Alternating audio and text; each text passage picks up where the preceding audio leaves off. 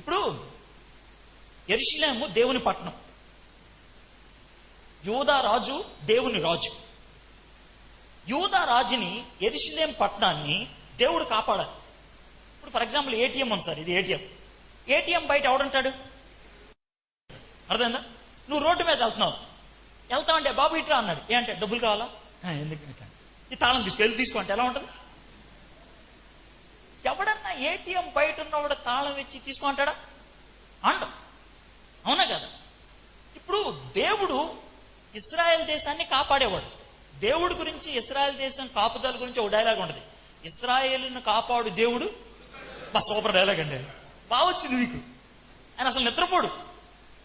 అలాంటి దేవుడు తీసుకెళ్ళి అరే మమ్మల్ని తీసుకెళ్ళి అని అప్పగిచ్చేస్తే ఏంటి అర్థం? చూడండి 2వ వచనంలో, ప్రభువు యోధారాజుకు యెహోయాకీముని ఆ రాజు చేతికి అప్పగించెను గనక. అప్పగించడం అంటే తెలుసా? హ్యాండ్ ఓవర్ చేయటం. దేవుడే అప్పగించాడంట. నేను ఎందుకని చెప్తున్నాను సార్, భారతదేశంలో ఉన్నటువంటి క్రైస్తవుల్ని దేవుడు నరేంద్ర మోడీకి అప్పగించాడు. ఇప్పుడు నరేంద్ర మోడీ పొరపాటున రాలా, దేవుడే తెప్పించాడు.